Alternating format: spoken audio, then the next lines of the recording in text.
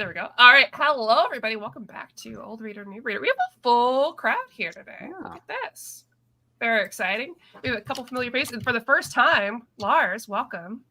Well, do you want anybody to refer to you as Mr. Assassin or just Lars is okay? Any and all. I mean, okay. Lars is fine. Larzo is fine. Mr. Assassin is fine. Okay. Larzo. My friends call me Larzo. Okay. Larzo? Yeah. You've never told me to call you that. You're not friends. Ouch. I wonder why that is, Omar. No, I'm just kidding. Lars and I are already friends. He told me to call him Larzo. Exactly, so one up on you. Stop. And of course, we have Omar as well. And Oddful is here, and she's baby today. So hello. It is a baby day. Yeah. I need some explanation for that. I think she can pull that shirt off. Some of us cannot, Lars. Just saying. In the feed. James, thank you for the shout out. I got so stimulated talking about my name. I forgot to sorry. Yes, I am Lars Pearson of Mad Norwegian Press, formerly of Wizard Magazine. Those are my street creds, as it were. Yes. You have to do the whole origin story street cred. I messed. Yeah. It's okay, Maddie. Sorry, it's one of those days. No, it's my fault. Maybe you're not hydrated enough. Maybe that's what. Please, ladies. Sorry, let me just. Please feel for everyone. Sorry. These enormous bottles you have. My God. I feel so to show my jugs. Yeah. Wow. It's like the giant horse tank we had on the farm for the horses. Wow. Incredible. Well, I'm drinking wine too, so I just want to make sure that we're balanced. That's a good balance. You need a wine glass that is as big as your water jug. No, that would be brilliant. Not if you keep drinking the same amount. Oddfell. Oh my lord! Just saying. Or you could have two straws going. Two straws going at the same time. It's science. Next weekend. Yes, let's get the hats for C2E2. Let's just no style, only beer hats for C2E2. Oh, God. Okay, what are we talking about today, Maddie? We're talking about Flash Born to Run by Mark Waid, one of my favorites. Yeah. I've interviewed him before. He is an absolute sweetheart, one of my favorite comic book writers ever. Yeah. Definitely one of my favorite character writers. I feel like he's someone that really gets characterization very well and really understands how to give personality to his characters. So when you're like, Flash Born to Run by Waid, I was like, all right, no problem with me. I'll read anything that Waid does. I do have a question for you all. I know Oddfell got into comics when Barry Allen is back being the Flash. Because he's been the Flash since 2010. He's been back as being the Flash, right, Lars? Since Flash Rebirth? That sounds about right, yeah. Okay. So, Maddie, was that the Flash that you knew? Barry's been back since beginning of New 52, correct? Right before New 52. Well, before that, actually. Yeah, about a year or so before the New 52. What was that miniseries? Let's see. Flash Rebirth, I want to say it was 2009 or 2000. Oh, Flash Rebirth different than DC Rebirth. Okay. Correct. Yes. I know, it gets so confusing. It was 2009 to 2010. Okay, yes. Yeah. So, yeah. Sorry, I'm interrupting. 2009, 2010, Jeff Johns makes his great big push to bring back Barry Allen as the Flash, yes. Now, we had read Infinite Crisis a few years back on Old Reader, New Reader, where Barry Allen ran so fast he died and pretty much handed the ring over to Wally West to become the Flash. And that was the Flash I knew growing up. Wally West was always my Flash. When I started collecting DC comics, Barry had just died. And Wally went from being Kid Flash to just Flash. And then this series started. I think this is volume 2 of The Flash. It was written by several writers. I think right before this was William Messner Loeb's, I'm not mistaken. It was his run. And then we got Mark Waid coming in. Then, as a matter of fact, this is Mark Waid's first issue, right?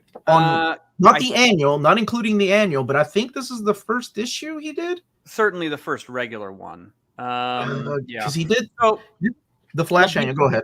Being the senior member of the panel here, I came in just a bit before Crisis on Infinite Earths, so I was there like at the tail end of Barry Allen's run. And I remember Flash at the time was It was a reliable book. It was Carmine Infantino had started drawing it again. It was reliably entertaining. Iris had actually died sometime prior to that. Yeah, that's a big story. Yeah, and then spoilers on something that happened when Reagan was president. But and then they had the whole trial of the Flash storyline, where Reverse Flash tries to murder the Flash's girlfriend, and to stop him, the Flash breaks his neck, and then he's put on trial for it.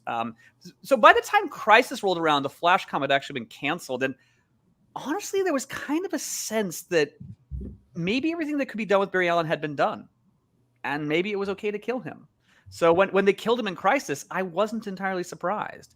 And then for me, so I was there for a little bit at the end of Barry, but Wally became my Flash record. For the record, I think Wally's much more interesting than Barry. Far more interesting. Wally's a really interesting character. He's one of those, like, he started off as a sidekick and then of course joined the Teen Titans and then lived under the shadow of his Uncle Barry for even throughout all of Mark Waid's run. It was always he couldn't get away from the shadow of Barry Allen, who to him was the greatest man alive. But I was curious, it was Barry Allen when both of you started reading comics? I guess so, but because I watched The Flash before I read comic books. And by the time I got into comic books, similar to Kenzie here in the chat, I joined around DC Rebirth time. So I was reading when Wally was getting pulled back in. Yeah. And I read a lot of Titans, so I'm used to Wally, but I've never considered Wally my Flash. Wally is just a Flash that's on the Titans for me, instead of, versus Barry Allen. And plus, growing up, I watched Barry Allen Flash on I think it was Barry Allen on the cartoon growing up. Yeah, like on Justice League Unlimited. And the Justice League. No, that's Wally. That was Wally. No, in fact, the cartoon. It is actually the cartoon for me just kind of proves how much better of a character Wally is than Barry, because in the cartoon Wally is so funny and just always interesting, and one of the things, and he's voiced by the guy that played Lex Luthor too. But what's his name? But he's Michael Rosenbaum. Thank you. But the thing is, in the cartoon, Wally isn't actually that good with his powers, because there is that episode where he swaps mind with Luthor, and suddenly Luthor does all these amazing things with. You realize that the Flash could be one of the most powerful characters ever if Wally was smart enough to use his abilities, but he just doesn't, because he's not that bright. But the thing is, Wally's constantly entertaining and funny, and you just think if you take Wally out of that cartoon and put Barry in, it instantly gets more boring, at least for me. And Oddfell, you as well, right? Like, you came into comics and Barry Allen is the Flash. Yeah, I didn't read a whole lot of books or anything that really Flash was in, but it would have been the era where Barry was back. I don't think I noticed it wasn't Barry in JLU, but I know Kid Flash was in Teen Titans. And I was watching CW Verse at that time too, so I was familiar with Barry Allen as well. But I kind of knew of both, but I only ever knew of Wally West as Kid Flash at that point. Yeah. So have you? I know Lars has, and I have, but have either of you read this before? This is pretty much Flash Year One. Yeah. No. Awesome. So we got some new readers. Hence the title: Old Reader, New Readers. All right. I am the old reader and the old reader, new reader. Yes. Well, you're just the guy that has read this before. That's okay. Well, yeah, and for me, because I was reading Wolfman Perez New Teen Titans, and so for me, Wally very much was Kid Flash on the classic Teen Titans team. But then when he became the Flash, it was very interesting. I mean, the man kept doing both teams, which I think is very impressive. And I don't know how he did it. Yeah. But so this one's really interesting. It's only 4 issues. 4 issues. Just like Batman Year One. I didn't even know this is Year One when you recommended it. But this is really interesting because we start off with Wally he runs into his grandpa and he starts talking about his origins, because he goes to his grandpa's house and he kind of digs through some old albums of Iris's, and really it's all about him thinking about his origin story and describing it after the fact, which I think was a really good choice. And really giving us that firsthand view of that, because not just him getting his powers, but also him meeting Barry as Iris's fiance, who he thinks is incredibly boring, even though he's a huge Flash fan, thinks Barry is the most boring person alive. and it's very cute back and forth, and it's a fun but also kind of very like, I don't know, it's a very heartwarming 4 issues. Yes, it was a little meta for me when like Barry's going on at dinner and Wally's just falling asleep because this guy's just so boring. Well, he's 10 years old. No, right? I mean, you have to get keep that. reminding yourself of that, especially when he's wearing the costume and the way that Greg LaRocque draws him, you know, kind of a little muscular for a 10-year-old. But I had to keep reminding myself that he's only 10, and that's why he looks at his uncle and his aunt the way that a kid would, right? Somebody that's not happy being at home. Oh my God. Like, for a first issue for Mark Waid to get into the psyche of this character, I thought it was amazing. Like, Of course he can. Love the connect. And Oh, man. I mean, if it wasn't for Brian Augustine, like, I mean, when Brian Augustine passed away, like, you know, Mark Waid had thanked him for his entire career, and it was this book. There's a lot of beauty in this particular 4 issues, and I always tell people, you know, when they get into the Flash omnibus, they're like, oh, I'm not really jiving, like, it's not, I really dig it. And I was like, okay, if you read Born to Run and The Return of Barry Allen and you're not digging that omnibus yet, then it's not for you, because those 2 are the stories that make like that first third, the first act of Mark Waid's Flash just a phenomenal story. Because there is The Return of Barry Allen. I love that story too. But this one here is just 4 short issues, and you're right, just him reminiscing about being the kid Flash for one summer with his Uncle Barry. No. This is actually an expanded. I also read Wally's first appearance is I would say, actually like, in Flash 100. The only thing, sorry. Oh. Go on, please go ahead. Go ahead, Rodfell. No, sorry, I lagged. I didn't mean to interrupt you. I was just gonna say the only thing I found jarring about this was like the 3 issues at the end. Felt like they were completely out of the chronological of those 4 issues that are Born to Run. And I feel like I just needed more context as to comics in the era to understand them. But the actual story, those 4 issues, I thought was great. Real quick, we have a super chat from Scotty G. How are you? Scotty? Keep crushing it over your New York. Thank you, Scotty. I hope you're doing well. Thank you.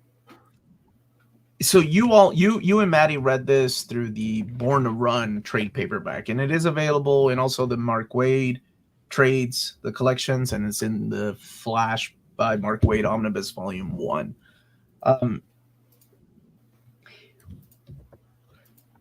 Oatfell, you haven't read a lot of Flash. So what did you think of this this kid, or Wally, meeting his grandfather, and then reminiscing about this young part of his life when he became the Kid Flash for one summer? So I really enjoyed it. I thought it was a really cool lens to get an origin story instead of it being a linear story, like having an adult look back on their childhood before they became like the legacy character they are when they were just a sidekick was really refreshing. Even though it came out way before a lot of these other ones have, it was still a refreshing read. I feel like the only thing I was missing was like I had no context as to why Iris and Flash were dead, but I found myself not really needing that information, just wanting to know it after the fact. Like it would make me read more Flash books, I guess, more than feeling like I really missed a lot. Oh, that's the hook of comics, right? Mm-hmm. The hook of comics is like, oh, they're talking about something I don't know, but I want to keep reading. I mean, to find the fact out that it's why. written well enough that you don't have to have read everything else, but it makes you want to read it, I think just speaks to Waid's writing for sure. Because I mean, it's just everything's written so conversationally, and it just feels like you are with Wally during this, and that's the bar is low. I feel like for some comic books where they don't over explain it, but I think like it feels very casual and it feels like a very intimate time with Wally. I think it's really interesting because you all brought something up. I thought that was Bar at first. I'm like, Bar, what are you doing awake? Wait, why do you? It really messed with my head for a second. No, I'm confused because Bar would have said that. I'm very confused. Because that's exactly how Bar would have said it. Now I don't believe there's a real Bar person out there. Both of you said something really interesting about, Iris and Barry being gone. There's a line in here that he says, how what was it about her death, and it wasn't fair or something like that, or it was a horrible way to die or something like that. And I remember I hadn't read those issues when I first read this, because I was reading this when it was coming out, and that happened, like Lars said, a long time ago. And that's why I seeked out those issues, because there weren't collected editions of that stuff back then. So the whole death of Iris West, oh man, that was awful. The way that Zoom just like spoilers from when it's in the book that she's dead. I'm just wondering how she died. It was not a pretty way to go. Spoilers from when Ford or Carter was president. Yeah, no, she does. He resurrected and killed her. Now the thing was, of course, it was weird because by the time the classic Flash series ends, you realize Iris hasn't died.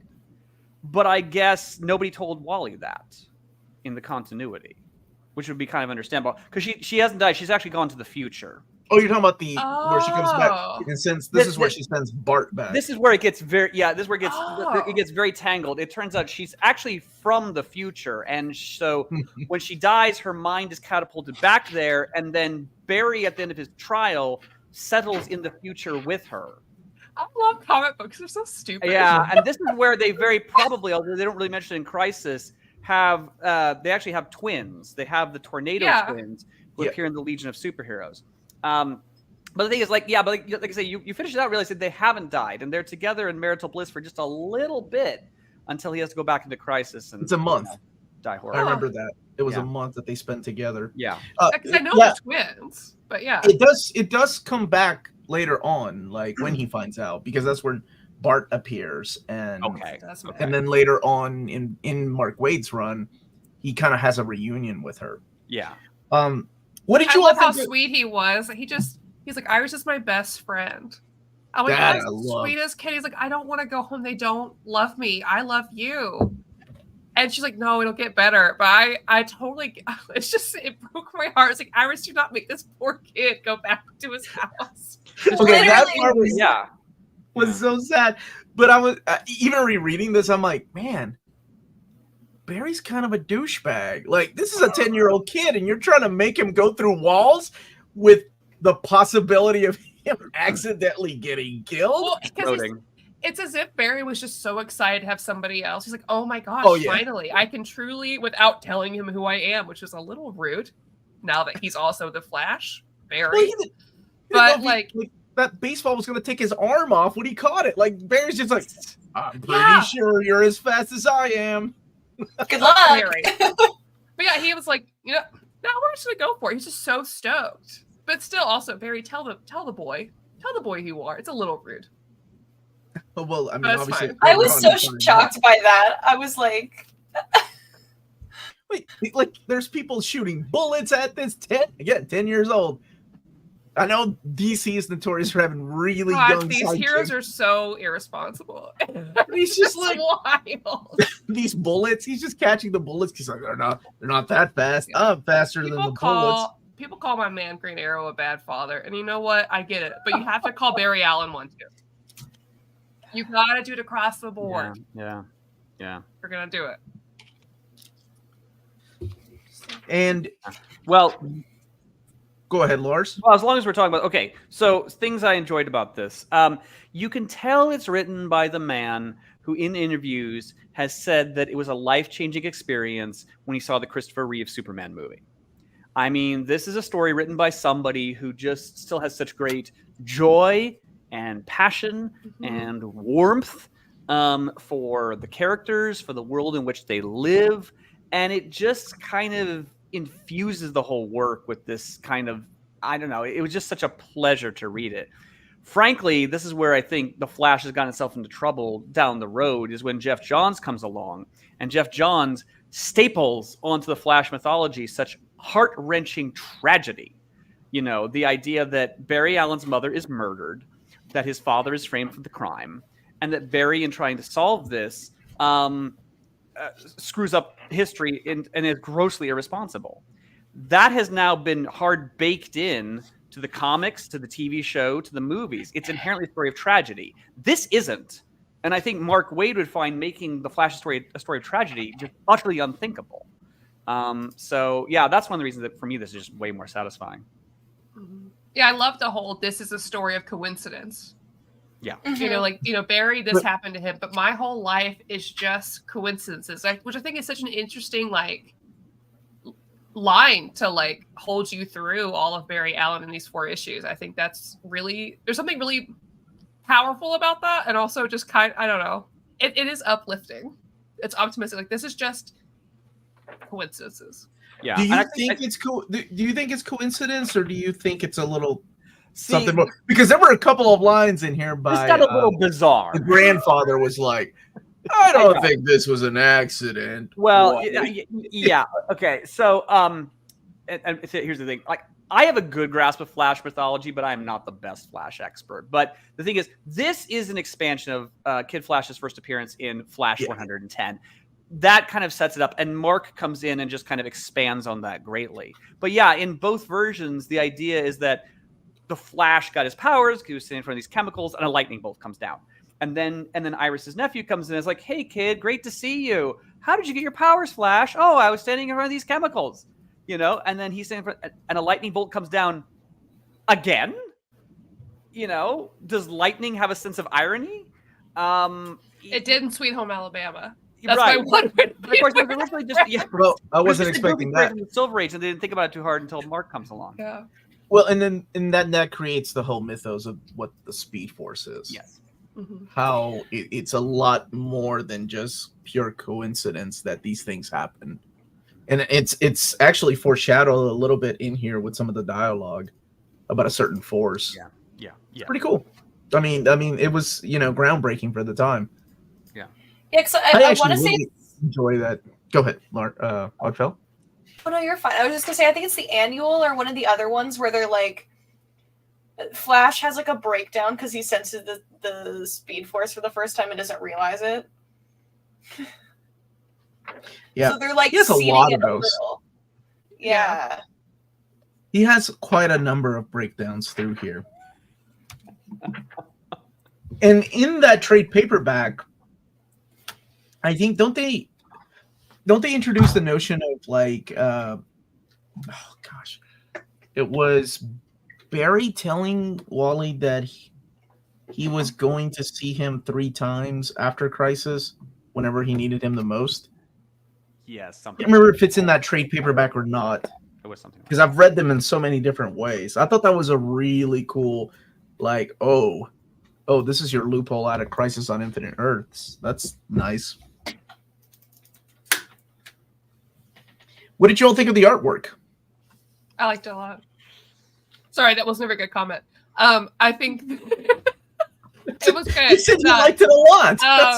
Well, I good. know it wasn't expansive, but I really liked the way that Wally was drawn. I thought it was it gave him a lot of character. He's very dynamic.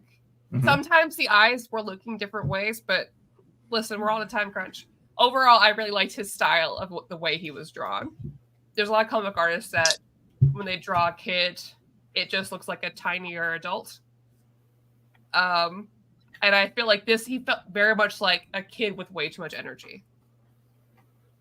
Okay. What about you, Oddfell? Did you like the artwork? I did for the main 4. I think it was Flash Day 2 or something. I really had a hard time getting through because the art was not my thing. But the art for the main storyline, not the annual or the like giant size or anything, were pretty solid. I liked it. Yeah, dynamic. I mean, it's definitely one of those ones where I feel like it's dated art, but it's held up. Yeah. How do we feel with the booty, though? Can we talk about... There was... Okay, thank you, because there were so many shots where there's just so much booty, and I'm like, what? This is a child? Why is there so much booty? Double cheeked out. He was giving Nightwing a run for his money. Yes, absolutely. I was not... He was 10 years old! Yeah, exactly. Like, why did they draw this? Well, no. Adult Wally gets a lot of booty shots, too, as I recall. Yeah, but that child had a booty whole sequence shot. in the airport... There's some definite there is one angle that in one panel that completely throws me off in this one. And I know what Maddie's talking about, but I'm going to talk about something a little different.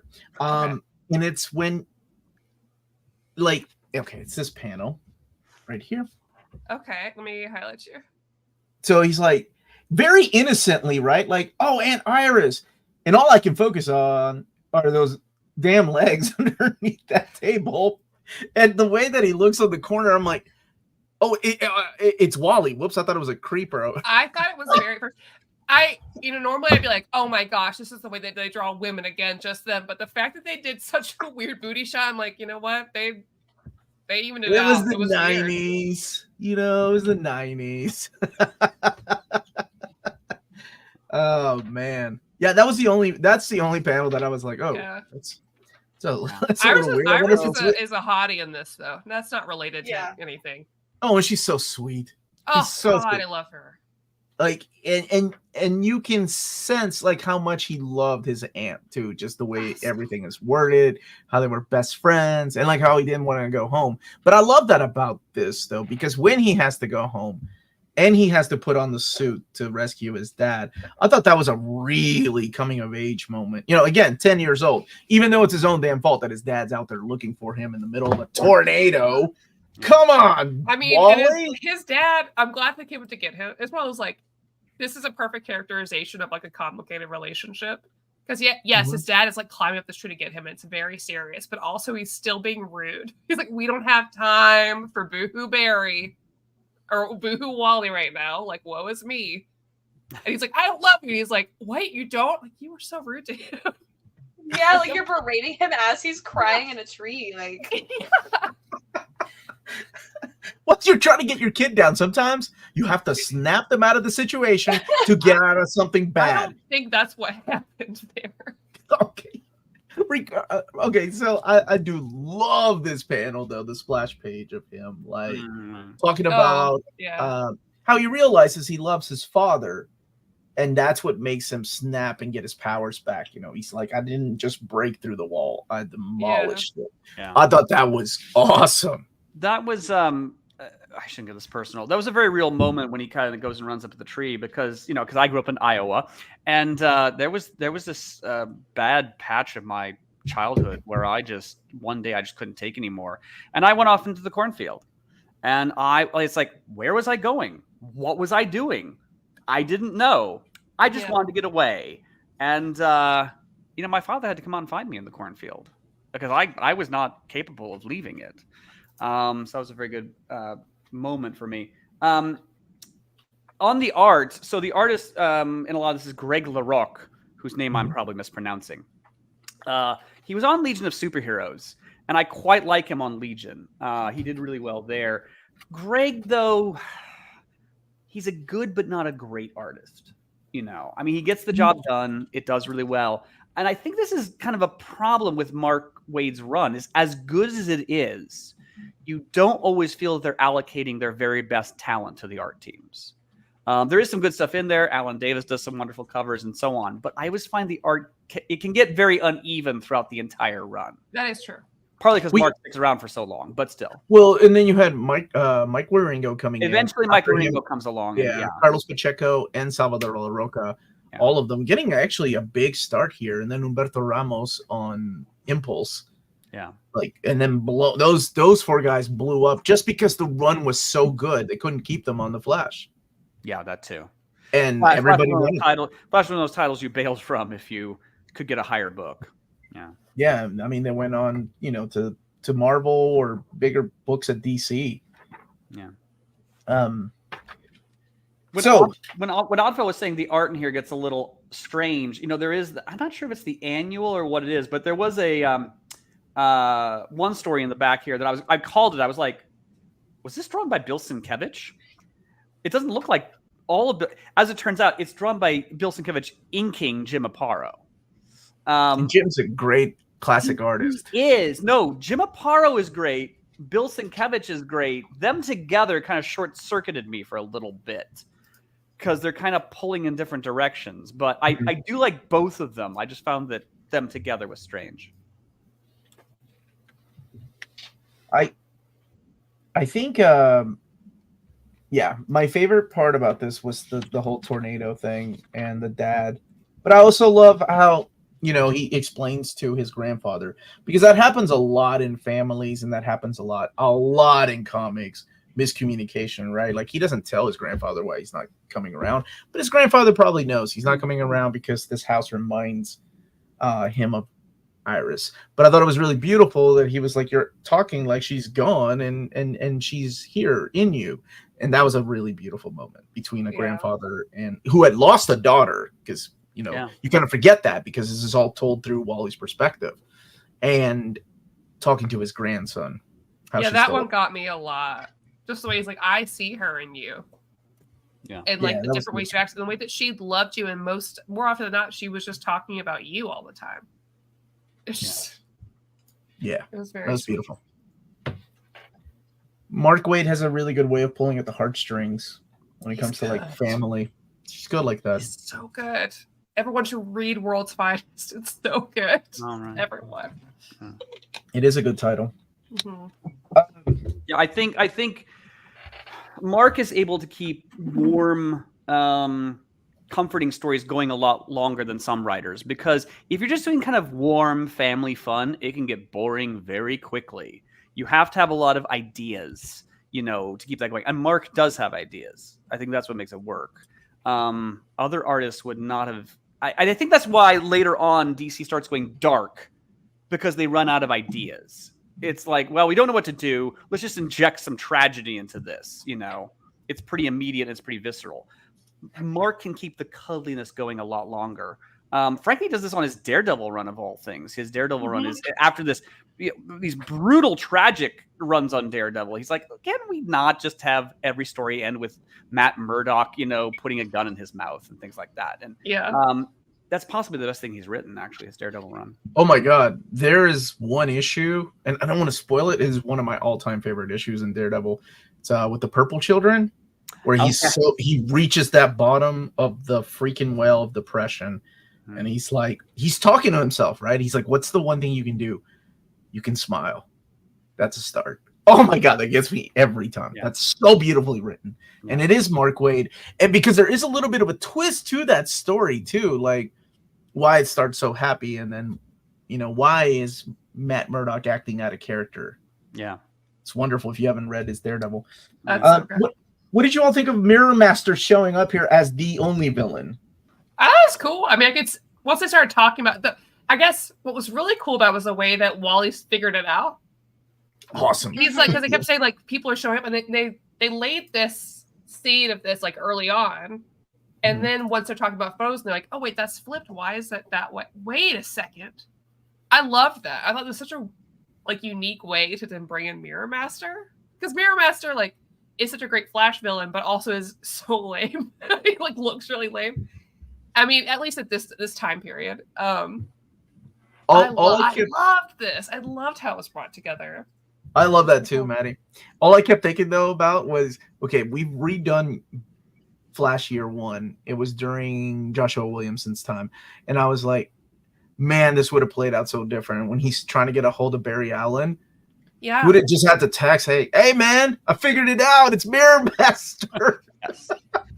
He had to go to a payphone and call, and it was actually Barry at first. He's like, well, you sound just like him. That's weird. Can I talk to the Flash though? And then I convinced him. That's what killed me. I'm like, Wally's over here feeling bad that he didn't have a way to contact Flash and feeling like it's his fault. And I'm like, if Barry would have just told him it was him, he wouldn't have had to answer the phone pretending to not know. What? He's making it so much more complicated for this poor kid. Typical Barry. Not needed. Wally's sitting there stressing out, I can't tell Barry why I have to talk to the Flash because the Flash told me it had to be secret. And I'm like, oh, Wally.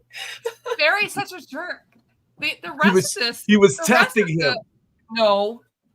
He's being rude. The rest of the Justice League didn't pull this crap. Batman's kids knew who he was.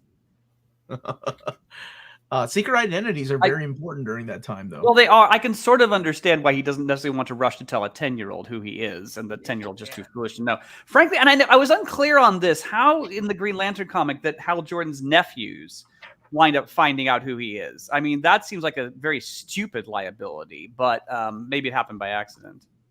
Oh, yeah, that was after Crisis, though, in the new Green Lantern era. It was after Emerald Emerald Dawn. Yeah. Expecting children to keep your secret is maybe not a great idea. Well, I mean, this is also the universe where there's Teen Titans. Yeah. So they can. Oh, sure. Yeah, sure. Right? Clearly. I mean, they're already doing drugs, so. Not yet. Not at this point. Everything was fine. Everything was fine.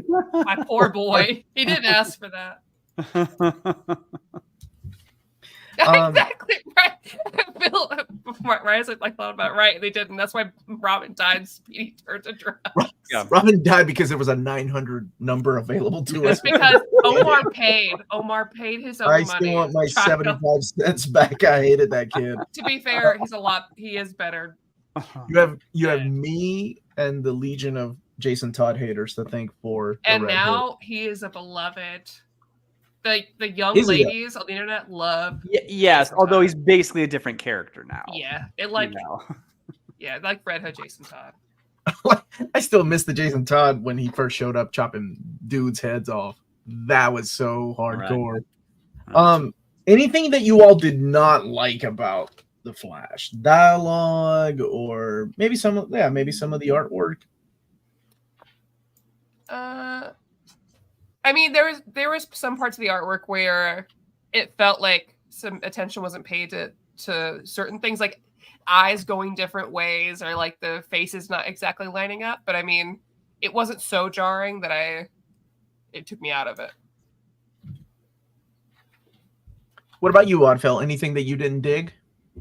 There were a couple issues there, and again, they're the ones from the end that just did not make sense. Like at one point, there's one where it's just Wally in a wheelchair, and he's like, "I'm the saddest man alive," and then it goes through, and you find out like it's his birthday, and I guess it was just him imagining what his life would be like without the speed. It's very unclear, and there was a couple like storytelling beats in like those one-offs that were like that. But the storytelling at least was consistent in the actual Flash issues. But some of those ones, I was like, I went back and reread it twice, and I'm still like, I feel like I'm missing so much here. And then, sometimes the art was really inconsistent. But most of my gripes are with those like additional like annuals and stuff, because I'm just like, what? Yeah, I'm not counting as much, so I'm just like ignoring the annuals. Yeah, the 4 issues are year one. The other ones are supplemental stuff that kind of carry on the story. But really, the next big thing is the Iris. What was it called, Lars? Is it the Iris West Diaries? The journal. It's like it's the life story of the Flash. The life story of the Flash. That's it. Yeah. No, I agree with Oddfell. Some of this was a little oddly paced. Well, okay, because the conceit here is that apparently Wally has been imagining at super speed, I guess, this entire life of tragedy and woe and ghastliness while they're wishing him a happy birthday. You know? It's like, I mean, been there, but yeah. Well, maybe somebody say, Jesus, dude, this is how your mind wanders. Get therapy. You need therapy. He really tried that, and then he killed a bunch of people, Lars. Well, right. No, I know. Let's not forget. No. I guess I wouldn't call it a complaint. It's just, this is an odd collection of stories in that the art style, because whether you like or don't like the art styles, they clash with each other. I mean, you've got, Greg LaRocque and Jim Aparo with Bill Sienkiewicz, and then you got Humberto Ramos, and then there's a lot of gear shifts there. Some of the stories hold together a little better than others. But eventually Mark hits his groove. And I mean, the reason that the Flash run works so well with Mark is that he's consistent. After a certain point, he's consistently good for years in a way that previous Flash writers, had come and gone, or maybe not asserted themselves as well. And he asserts himself. For the 4 issues of Born to Run or Flash Year One, I'm curious, what would you all rate those 4 issues out of 10? 8. It's good. Lars, how many times have you read those? I mean, maybe 3. 3 times. Like I say, my reading of the Flash gets kind of choppy over the years. It's one of those titles that just keeps going and going and going, and I don't always find the time to read it. I would say in terms of story, it was definitely a solid 9. You know, it's a great intro to the character. It really is. It makes you care about them very much. The art is maybe a 7, so maybe we're an 8. I guess we're averaging an 8, but I do think the story is superior to the art. Yeah. Oddfell, what about you? Just the 4 issues. So, I know it's so difficult because like it's a good story, but there's been so many sidekick stories that come after it that kind of make it feel with the power of like foresight of like knowing all the things that come after it and reading those, it kind of makes it unremarkable in a way where like for a new reader, I'd say it's probably a 7. It's a really good Wally story, but it's not the best sidekick origin I've seen. And 7 isn't bad, right? People see like 7, and I'm like, oh, 7 is That's a so really good rating. It's a little better than average, but I wouldn't say it's like, you know. Yeah, this is a 8.5 for me. I love this story, and this is one I revisit from time to time. And part of the reason why I chose it for this, it's really short and quick to read. Yeah. And Born to Run is one of my favorite Bruce Springsteen songs. So. Yeah, I could see not caring about this as much if I didn't have like the background love for Wally already. And anyone who's in the Titans, like my Titans, not just Teen Titans, like I see them in anything, and already it gives it a little bit of a bump for me. And so I the bias is there when I read it. Yeah. Awesome. I love hearing that. And I'm curious what the chat would have given it. Like Phil Owens, I think, is that a 6 lightning bolts out of 10, Bill? 6. Because it's not Barry Allen, though. This deserves a nice deluxe edition. I'm surprised we never had one. Yeah, that is a good idea. It is an omnibus format, but an omnibus that has a lot of other stories, more so than the Born to Run. Because the Death of Iris West got a deluxe edition. Yes. Weird. Just that one is, yeah. And I think the Trial of the Flash also got a deluxe edition, if I'm not mistaken. But for some reason, this one didn't. Well, the Trial of the Flash got one of those black and white collections, which, I mean, I might have bought it, but it was black and white. The Essential stuff? Or not Essential, I'm sorry. The DC, what were they called? Or not Archives. Archives were their masterworks. Showcases. Showcase. Yeah. We got a good question here. Do people think that DC just doesn't know whether they want Barry or Wally? It's like they still want Barry to recreate the GL Rebirth success, but they also know Wally was very popular. Yeah. Well, I mean, we know for a while they didn't. Yeah. Part of the reason why Wally disappeared for 5 years is because Dan Didio was just ready to move on from Wally West. Well, the problem, I mean, what maybe should have happened is if they felt like, okay, after that many years of Wally, it's time to move on. Fine, make another Flash. Going back to Barry is...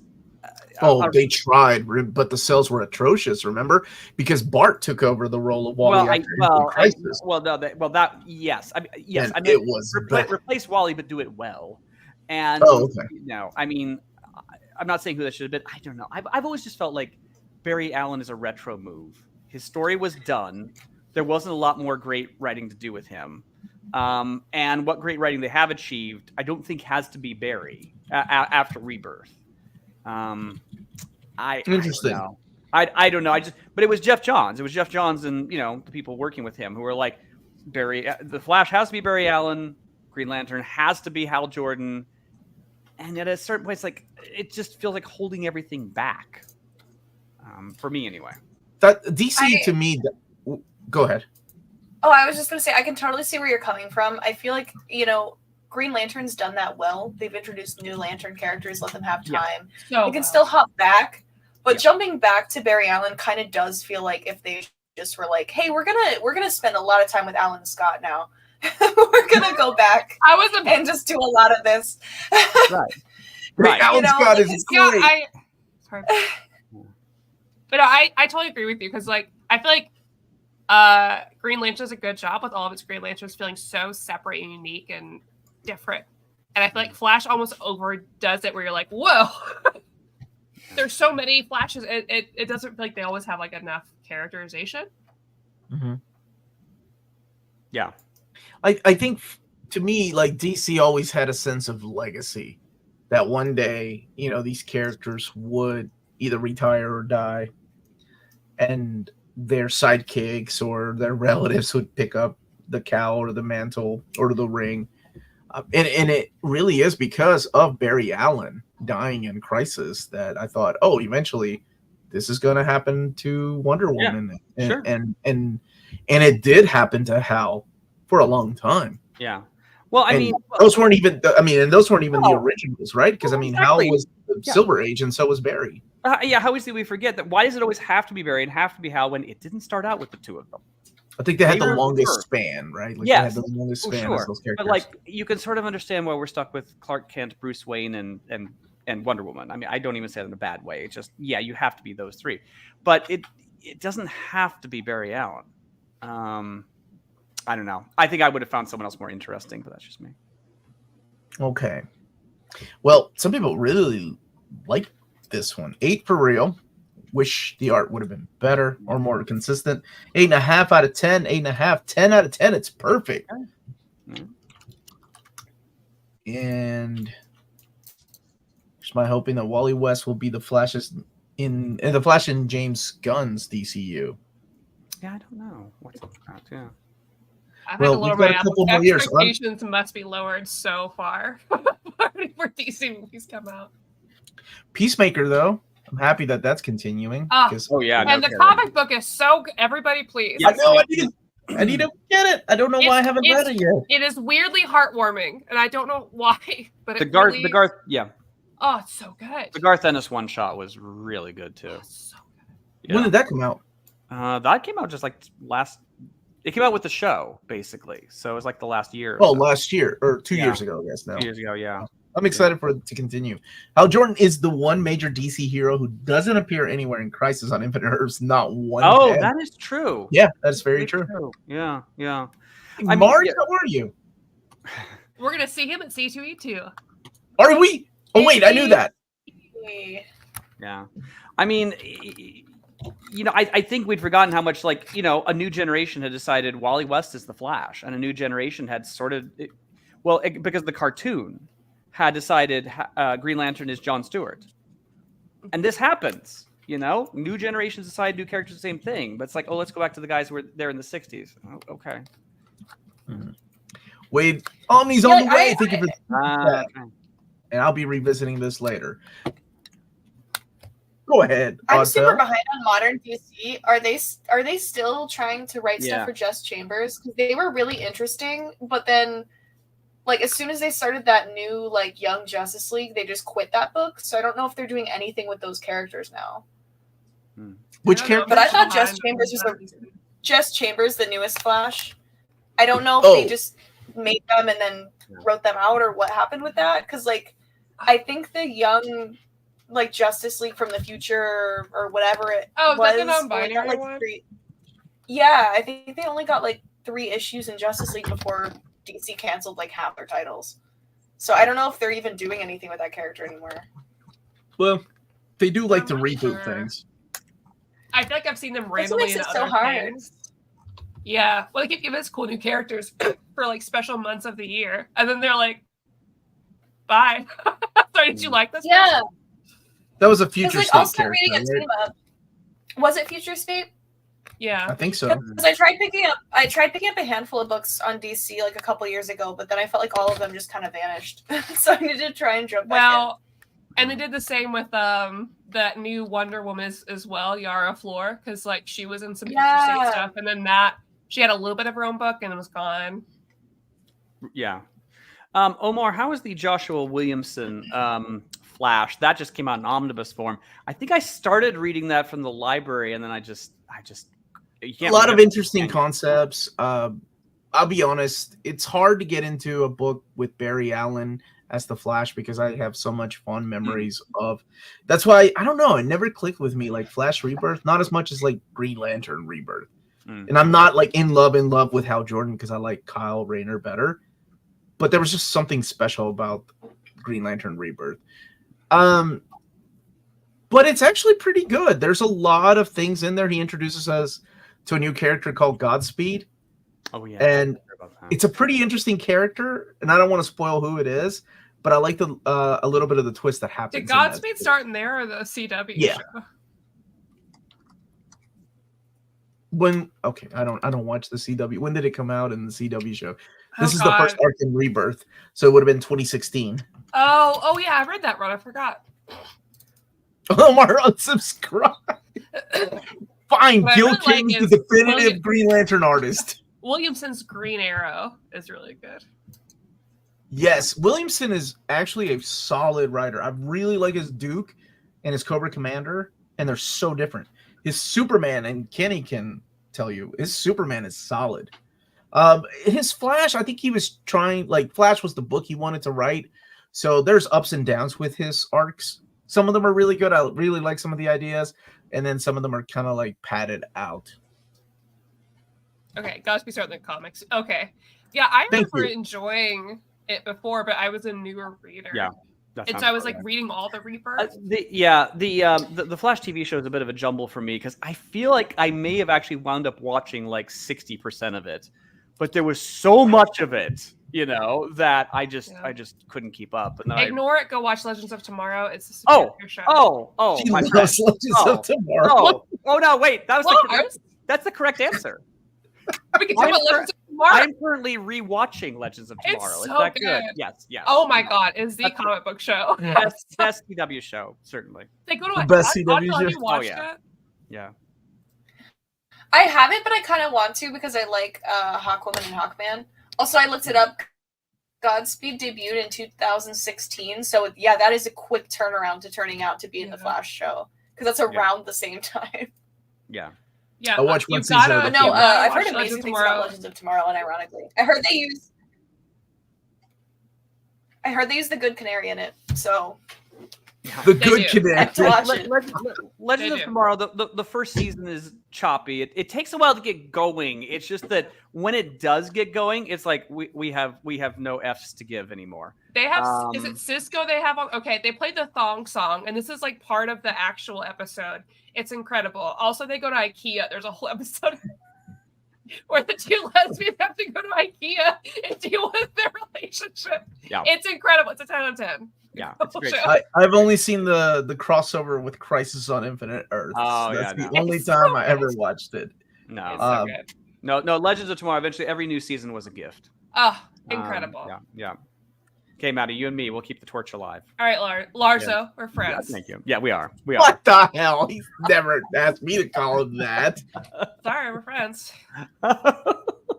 Okay, Phil Owens, are you being serious? I don't know if Phil is being serious. 'Cause Phil hates anything new. That's what you have to understand. You're right. It's hilarious. It's so good. It's hilarious. It has no How many right. seasons are we talking about for this show? 7. Yeah. Legends wins. 7 seasons. Wow. Yeah, people 7. really- Although, I mean, shorter seasons. They were 18 episodes. Or they always seem to make less for some reason. 18. It's 16. hilarious. I Also, did- totally heartbreaking. Yeah. I did like Superman and Lois. I thought that was a fun show.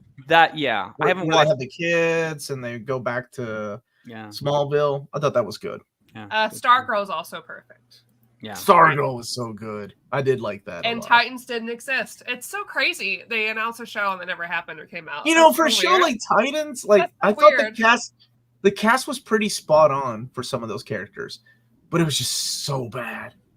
Nothing ever happened, and John and I Troy don't- was happy. I didn't even finish Um, season 1. I That was rapidly quit on Titans and watched Doom Patrol, which is one of the best things ever. Oh, Doom Patrol. Now that is such. I think Anyways- that's probably the truest comic book adaptation. Oh yeah. We are reaching close to time, so I make sure that we. Oh God, I almost spilled everything. Okay, we're good. Your water or Anyways, wine? My wine. Oh. So Wine. it's Not the okay. It didn't wine. make it onto my cute little keyboard, so we're fine. We should probably go ahead and wrap it up. But first, I just want to say thank you to everyone, especially my lovely guests. You're Of welcome. course, Omar, always a thank you, but an extra special thank you to Anfel and Lars for coming on the show. I'd love to have you both on again. Yeah. No, it's a Um, great pleasure. you can always, if you're like, hey, Yeah, thank you so much for Maddie- having us. anytime. Be like, hey, if you're ever free on a Tuesday, you just let me know. Okay. Come on the show again. All right. For everybody at home, thank you all so much for joining us. I have no plan for next Tuesday. This has been the busiest work month ever. So hopefully it'll happen. And if not, listen, C2E2 is coming up, so I'm busy. Yeah. Speaking of C2E2, do we want to talk about that to everybody? Let them know anything? Yeah, Lars, what are we doing? What are we doing? Come. You can't do that. That's deflecting. My wife taught me that. Go ahead. Omar, you are our fearless leader. Why don't you say what's going on? We will be at C2E2, and we have a panel at 12 p.m. Central Time. Sorry, because it's Yes, Chicago. Central Time. But in case you can't make it to the panel, we're also having a meet and greet too. In case you're in the Chicago area, right? Yeah. And you can't go to the convention. We do have a meet and greet, and that is on Friday at 8 p.m. Central Time at Williams Inn Pizza. That's what it is. So come grab a drink with us. And that's it's no Lou Malnati's, but it's still a good pizza place. Yeah. Or you just want to get lightly schnookered with nerds, and we'll be there. What do we have to do to get you to wear your Nightwing costume, Omar? A lot. Tequila. But our panel is on Saturday, April 27th at 12 p.m. in room S405B. So the four of us will be there. I wrote that line. That's hilarious. God damn you. Lovely. That was you? That was me. So yes, even if you're not going to the con and you live in the area, come and say hi. It'd be great. Yes, we would love to see you all there. We are going to be talking about collected editions on the panel, but anything. Shocking move. We decided to talk about collected editions. Yes, of course. Never. The room is it SOB? What's the room? Hold on a second. It's not SOB. Oh my god, no, it's not. It's S405B. Phil. SOB is also fairly apt, but yeah. Thank you, Harvey P. Cars Ghost. I love that song. There we go. That's a great karaoke song. And this is the date for the panel. Yep. And Central Time. Thank you for clarifying that too. Please come to the panel because we'd like to feel adored. Yes. It's been a while since I've done a panel. I'm very excited. What were you saying, Oddfell? It's going to be a lot of fun. Like, definitely stop by. Yeah. Okay. There we go. Seal of approval from all of us. All right, Maddie, your show. Sign us off. All right. Everybody, thank you so much for being here. If you're catching us later, I hope you comment down below your thoughts about Flash Born to Run. And of course, any recommendations for future reads. Don't know why I'm losing my voice. Probably will be back next week. We'll see. We'll work on it. C2 just coming up. We're busy. But next month will be as normal. Anyways, we will talk to you all soon. Thank you all for being here. Bye. Bye, everybody.